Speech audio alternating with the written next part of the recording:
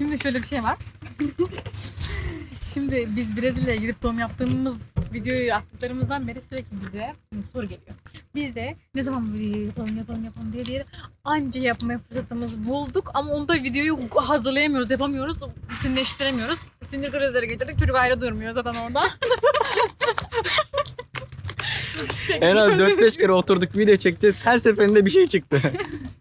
Biz de yardım olarak moderatör bulduk yanımıza. Refiye'ye getirdik. O müdahale etsin. Konuşamıyor zaten.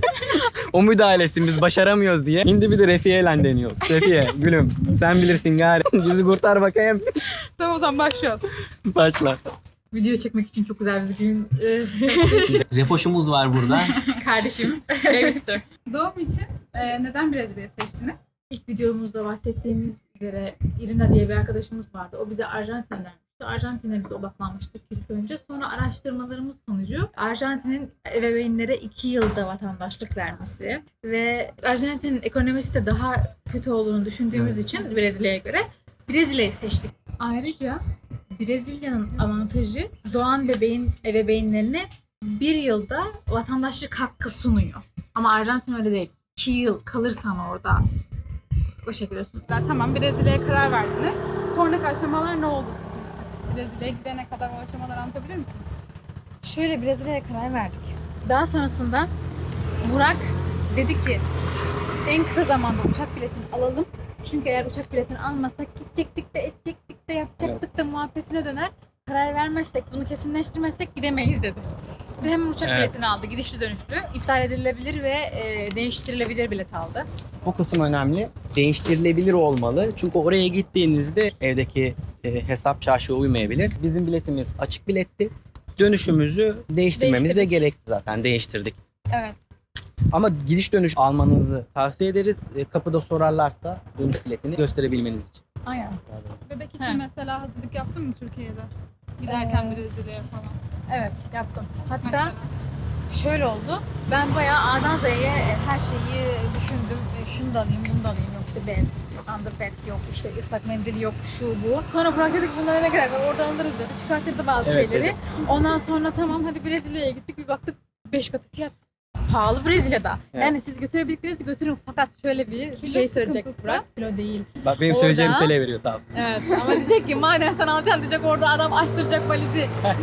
Ne işi var burada bir baronun bezin, ıslak mendilin diyecek. Şimdi bu konuşmaları biz daha önce gitmek isteyenlerle telefon görüşmelerde yaptığımız için söyleyebiliyorum. Beyler ve bayanların düşünceleri çok farklı. Bazı beyler benim gibi düşünüyor. Yani biz zaten Brezilya'ya elimizi kolumuzu sallayarak adamların gözüne soka soka hamile eşimle doğum için gidiyoruz. Bu belli. Sorarlarsa ben orada diyeceğim ki yok biz turistik amaçla gidiyoruz diye bir yan çizeceğim. Ya. Ama adam aşağı bagaja bakacak çocuk bezi, emzik, biberon. Hani tatil ne tatili bu diyecek. Belki, Doğum tatili. belki erken doğum yapacağım. Ne olur ne olmaz diye yanıma aldım. Portekizce dersin bunu kesin. Ya inanmazlar İşte- da işte evet. Ayşe her şeyi almak istedi yanımıza. Dediği de doğru. Brezilya'da bebek malzemeleri, elbise falan bunlar çok pahalı. Evet. Ben de yakalanmamak için aldırtmadım. Ayşe gene aldı bir şeyler yanımıza. Aldım yine evet. Aldık ama onları bayağı kullandık. Kullandık. Yani iyi kalmışım diyorum. Şimdi şöyle tercihiniz var. Gidecekseniz ya her şeyi alın gidin ya da hiçbir hiçbir şey şey almadan almayın. gidin. Benim tavsiyem o ama şimdi Benim her şeyde tavsiyem hala hiçbir şey almadan gidin. Alın Ama sırt şöyle bir çantanızı şey var. turist gibi gidin. risk almayalım diye derlerse de o zaman pahalı şeyleri alsınlar. Mesela anneler için şey çok önemli. Göğüs pompası, otomatik ve manuel her ikisini alsınlar. Dursun o Evet biz ilişkilerde. elektroniği Brezilya'da bulamadık. Bulduk çok pahalıydı. Yani Hatırlamıyorum. bulduk. Hatta ben boşver önemli değil dedim. Manuelini aldık ya sonra. Ben manuelini de hatırlıyorum da elektroniği bulamadık. Bulduk alışveriş merkezinde. Şey peki hastane Fiyat nasılsa artık Kadro hatırlamıyorum. mu? Direkt silmiş. Hayır. hastane herhangi bir O kadarla Hayır, daha ne hayır. versin bana? Mesela bez olsun, çocuk bezi olsun. Ha, bezi veriyor evet. Yine bulunsun diye. Ha. Anneler için emzirirken çatlak için krem. Ondan sonra bebek için kremlerini falan. Hani böyle pahalı ve bulunamayacak olan şey. Yani bulunup da pahalı olmayacak şeyleri yanıma aldım. Ki almakta da iyi etmişim. Ya krem falan sorun değil. Zaten küçük olduğu için bagajın bir Evet. yerine konulabilir. Ama yani bezi falan abartmayın canım. Bezi anlar. Ama diğer şeyleri alabilirsiniz. Hastanenin verdikleri ne mesela size? Bez, pamuk, bebeğin göbek bağını temizlemeleri için alkol falan veriyor. Brezilya'ya giderken bizim zamanımızda bir sıkıntı yoktu. Gidiş kolaydı ama şu zamanda çok zorluyorlarmış. Aynı zamanda Türk Hava Yolları da girişte çok soru soruyormuş. Niye gidiyorsun? Yani ne işin var orada diye çok uğraştırıyorlarmış. O yüzden gerekli belgelerinizi muhakkak yapın. Belki Türkiye'den direkt uçak değil de Türk Hava Yolları yerine bağlantılı uçaklarla da gidebilirsiniz. Gidebilirsiniz, evet.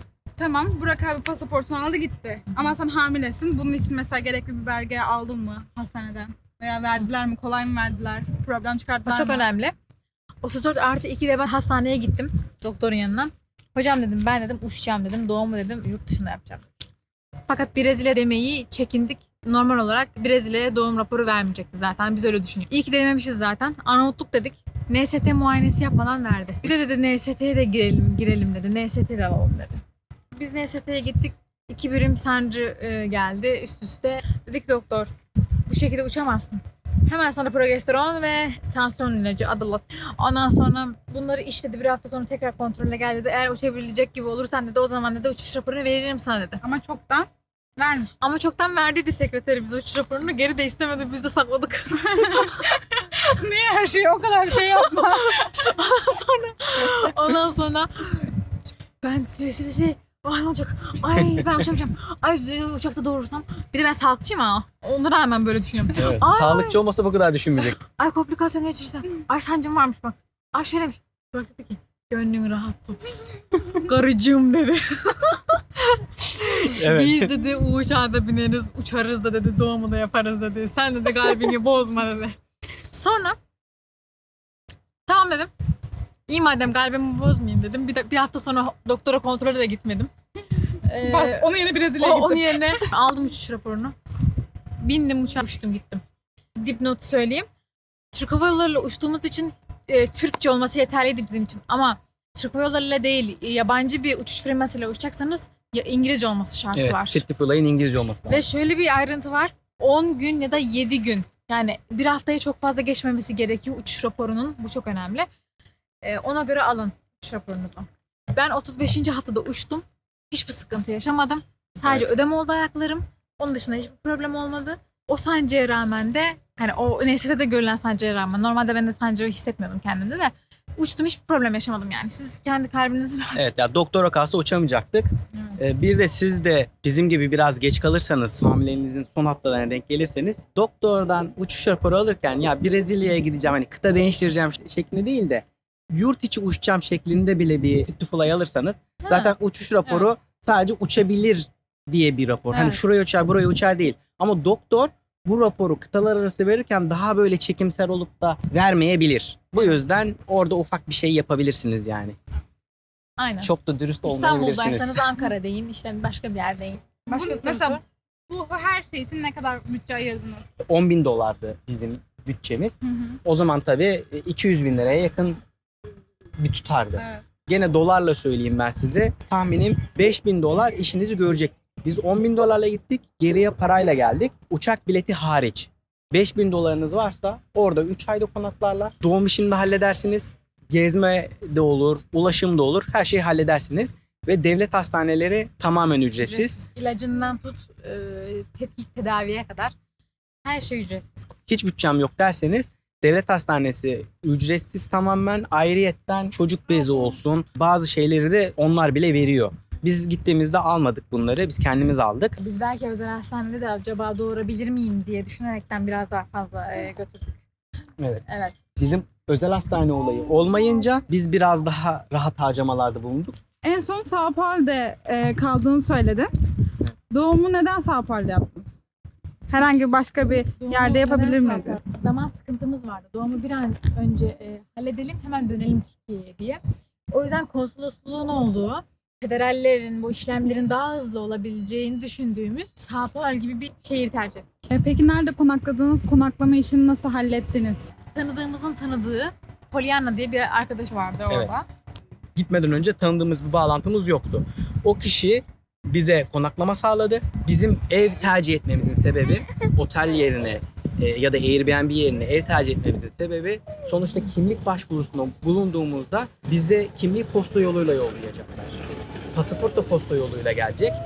Bir adrese ihtiyacımız olacağını fikir yürüt. Öyle de oldu. Ama adres nasıl doğrulanıyor derseniz eve gelen herhangi bir faturayı, elektrik faturası olur, bir ödeme olabilir. Hani zarfların üzerinde adres yazıyor ya, ad soyad adres. Ya bu adres sizin isminiz olması gerekmiyor. Orada Türkiye'deki gibi bir ikame olayı yok. Eve ait bir Fatura yeterli. Peki ulaşım? Hastaneye ulaşım olsun ya da gezmek. bizim ev sahibimizin arabası vardı. Arada biz o arabayı kiraladık. Hı hı. Aracı kullanmamıza izin verdi. Trafik çok rahat. Çok rahat araba kullanabilirsiniz. Türkiye'den daha kolay hatta orada araba kullanmak. Biz çoğu zaman Uber kullandık. Uber için de kredi kartı gerekecek. Gitmeden önce banka şubesinizle görüşün ki gidince sıkıntı yaşamayın kredi kartınızda. Evet, bankaya özellikle yurt dışına gideceğim ve kredi kartını aktif bir şekilde Brezilya'da kullanacağım diyebilirsiniz. Bankalar biraz Brezilya olayını kart dolandırıcılığı falan filan olur diye işlem Brezilya'dan olunca galiba reddediyor. Süpermarkette ödemelerinizi genelde Reals'le yaparsanız iyi olur. 2500 lira civarı bir alışveriş yapmıştım ve 500 liraya yakın arada kur farkından dolayı fazla ödemiş oldum. Giderken yanınızda dolarla gidin. Doları orada zaten bozdurabiliyorsunuz. Bozdurmak peki kolay mı? Şurada ben uzatsam birine dolar Bozar. bozdururum. Evet. Orada gidiyorsun, Dolar adam mı? almak istemiyor. Yeni dolar yeşil Aynen. olan, Öteki eski biraz daha sarımtırak. sarımtırak. Eski dolar istemiyorlar. Ha. Hafif yırtık bir şeyse istemiyorlar. 50 dolar, Hı hı. 20 dolar, 10 dolar var ya, Hı hı. onları değerinin daha altında alıyorlar. 100 dolar Dolar mı? bozduracaksınız, yeni dolar. Dolar değer kaybedecek potansiyeli görüyorlar. Türkiye'de biz dolar alırsın da ne olsa Hı hı. değerlenecek falan Aynen. dolar diyorsun ya, orada adam almak Tam istemiyor. tersi. Zaten diyor bu değer kaybedecek diyor yani. Evet. Onu orada yaşamak bize çok garip geldi. Türkiye'de dolar çıkarken biz oranın para birimini kullanıyorduk. Yani dolar karşısında bile değer kazanan bir para yani. Evet. Başka? Başka soru yolla gelsin. Şimdi soracağım soruda işte çocuk doğdu, doğumunuzu yaptınız, işte hastaneden çıktınız, artık çocuğun işte pasaportunu bastıracaksınız, kimliğini bastıracaksınız. Bu aşamayı bize anlatmanızı istiyorum. Hastaneden çıktıktan sonra doğum evrağı Pasaport. götürüyorsun. Aynen. Doğum evrağı apostilli alıyorsun. Onunla da nüfus kayıt örneği, adli sicil kaydı, evrakları veriyorsun. Orada şey gerekiyor, yeminli tercüman gerekiyor. Birazcık Portekizce biliyorsanız eğer yeminli tercüman şundan gerekiyor. Bebek ne zaman doğdu, hangi tarihte, saat kaçta doğdu, annesinin babasının adı ne tarzı sorular, basit sorular soruyorlar. Bunları cevaplayabilecek kadar Portekizceniz varsa yeminli tercüman gene gerekmiyor. Ben hiçbir şey bilmiyorum derseniz önce bir gidin. Almayı deneyin zamanınız varsa. Olmuyor falan derlerse, anlaşamazsanız, çözemezseniz oradaki. Çünkü oradaki memurla da çok alakalı. Yardımcı olmak isterse zaten çat çat çat kağıdı verir. Olmak istemezse de yeminli tercüman der ve yardımcı olurlar şu falan var diye. O kişiye ücret karşılığında çeviri falan başvurursunuz. 6-7 gün sonra kimlik, 10 gün içinde de bizim 10 çalışma günü içinde de pasaport geldi. Pasaport gelmedi. Kimlik şeyle geldi. Postayla geldi. Pasaportu biz gittik aldık. Biz gittik aldık. Fakat tam süre şu süre dersek de işte 21'inden 4'üne kadar her şey elimizdeydi işte. 4 Ağustos'ta bebişimizin pasaportunu almaya giderken şey başvurusunu yaptık. Aynı binaydı çünkü. Oturum. Oturum başvurusunu yaptık. O da 5 dakika sürdü, sürmedi. Kolaydı. Evet. Sonrasında da tamamladık. Her şey bitti artık. Rahatladık. Rahat bir nefes aldık. Tamam her şeyi çözdük dedik. Sonra da başladık fidan almaya, meyve almaya. Şunu da götürelim Türkiye'ye, Dönüş bunu da yolu. götürelim Türkiye'ye diye. Getirirken problem yaşadınız mı uçakta, havalimanında? Biz her şeyi getirdik. Hiç Evet. sıkıntı yaşamadık. Dönüş yolunda peki Aybars konusunda problem yaşadınız Dönüşte. mı? İlginç bir nokta. Normal rutin hayatta çiş yaparken ağlayan, kaka yaparken ağlayan, gaz sancısına ağlayan bebek. Biz uçağa bindik. Çocukta tık yok. Herhalde o uçağın içindeki sesi anne karnındaki Olabilir. şey sandı. Hı-hı. Hiçbir sıkıntı yaşamadık. Peki hani geçişlerde bir problem yaşadınız mı Aybars'ın konusunda? Mesela şey basıyorlar ya. Evet. O gelirken Münir, Gelirken Türkiye'de oldu o. İşte Türkiye'de Türkiye'ye gelirken. bebek doğduktan sonra tekrardan Türk konsolosluğuna gidip Türk vatandaşını da Brezilya'da yaptı. Burada yapabilir miydiniz peki? O işlemi Türkiye'de yapabiliyor muydunuz? Evet. Ha, eğer ben bir daha Türk konsolosluğa geri dönmek istemiyorum derseniz Türkiye'de de yaptırabilirsiniz. Türkiye'de kalmasıyla ilgili de bir sorun olmadığını oradaki pasaport memuru söyledi. Şimdi şöyle aşılar kısmında da bana dediler ki sağlık ocağında hangi aşılar olduğunu bana imzalı bir belge gönder dediler. Burada Türkiye'de kardeşim işte gitti sağlık ocağına belgeleri çıkarttı. O belgeyi gösterdim. Olmadıklarımı vurdular. Bebek için de doğumdan itibaren Türkiye'de ne oluyorsa yani Brezilya'da da oldu. Hiç sıkıntı Topuk olmadı. kanı falan da aldılar. Topuk kanı da aldılar. Şöyle bir sıkıntı var. Topuk kanında SMA'ya bakmamışlar. Brezilya'da öyle bir şey gündemde yok herhalde. Türkiye'ye dönünce bunu sistemde görmüşler. Sağlık ocağından beni çağırdılar. Topuk kanı eksik dediler. Tekrar topuk kanı almamız gerekiyor dediler. Topuk kanına bir daha bakıldı Türkiye'de. Oradaki aldığın hizmet nasıldı? Hizmet çok iyiydi. Personeller çok iyiydi. Hemşireler, doktorlar, her şey çok iyiydi. Zaten doktorlar normalde özel hastanede çalışıyormuş. Oraya ekstra nöbete geliyorlarmış. Biz hatta hastaneyle ilgili bilgi almaya ilk gittiğimizde doğumdan önce oradaki hemşirenin, ebenin bize verdiği bilgilendirmeye o kadar çok şaşırdık ki 45 dakika bize sadece doğumla ilgili ve bilgi vermekle ve doğumhaneyle göstermekle uğraştı. Yani çok mest olduk. Evet. Çok mest olduk. Biz özel Ve- hastane niyetli gitmiştik. Niyetimiz oydu ama ilk devlet hastanesine gidince orada gördüğümüz ilgi bizim çok hoşumuza gitti. Ya biz dedik bu adamlar bize 45 dakikasını nerede doğum olacak, ne olacak, nasıl olacak şekilde anlatıyorsa, bu kadar zaman ayırıyorlarsa bile dedik bayağı iyi. Benim aklımda hep soru işareti vardı. Acaba orada böyle dışlanır mıyız, ilgisiz kalır mıyız falan diye ama alakası yok. Çok ilgililerdi, çok sıcakkanlılardı, acayip yardımseverlerdi. Hastaneden, devlet hastanesinden ve Brezilya'dan bu konuda çok memnunum. Evet, memnunuz. Özel hastaneye gerek yok. Bir de şunu söyleyeceğim. Eğer bebeğinizle ilgili bir sıkıntı olabileceği varsayıldı. O zaman üniversite hastanesine gidebilirsiniz. Bizimki üniversite hastanesi değil. Normal bir hastaneydi. Oraya giden kişi bizim gibi hedef odaklı olması lazım. Ya amacınız çocuğa vatandaşlık almak mı? Küçük şeylere çok takılmayacaksınız. Evet. Ekstra Gideceksiniz, şeylere takılmayın. halledeceksiniz. Çocuğu doğurayım, belgemi alayım, geri geleyim diyorsan ekstra Aynen. takılma.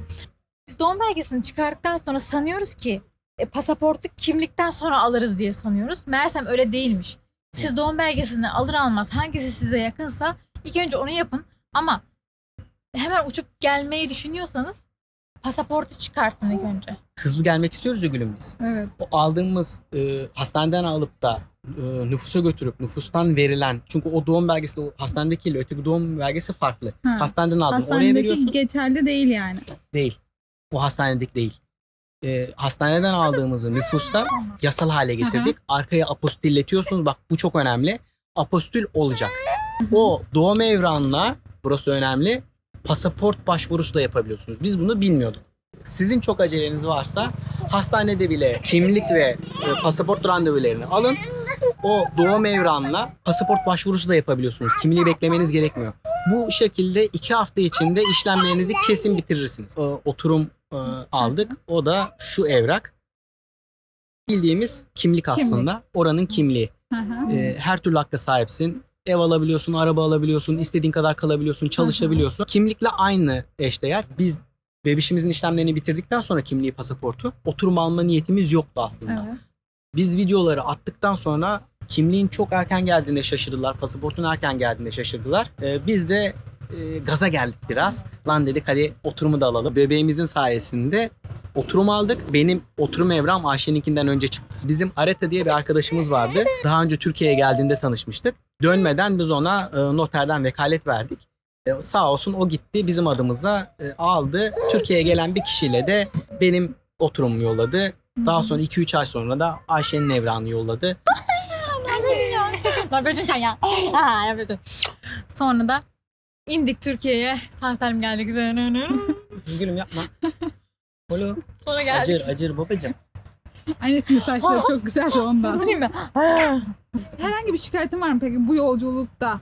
İşte şöyle yapsak daha iyiydi. Ya da Şöyle yapsak daha iyi olabilirdi. Erken dönmek için.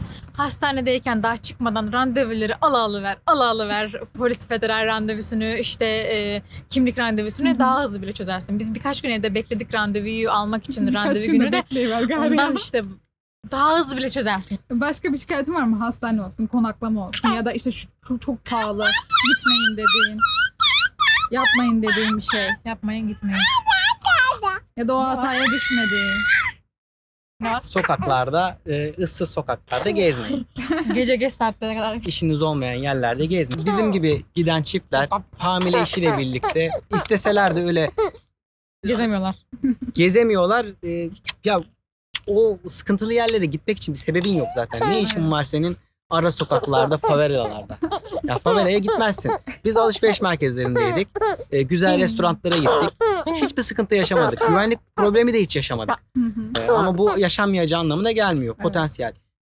Şöyle de bir şey var. Son zamanlarda haberlere baktığınızda Türkiye'de de çok acayip olaylar olmaya başladı. Türkiye çok çok çok güvenli de orası çok güvensiz bir yer değil. Türkiye'de de dikkat etmezseniz biliyorsunuz başınıza birçok şey gelebilir. Güvenlik bakımından çok sorulan sorulardan biri. Güvenli mi?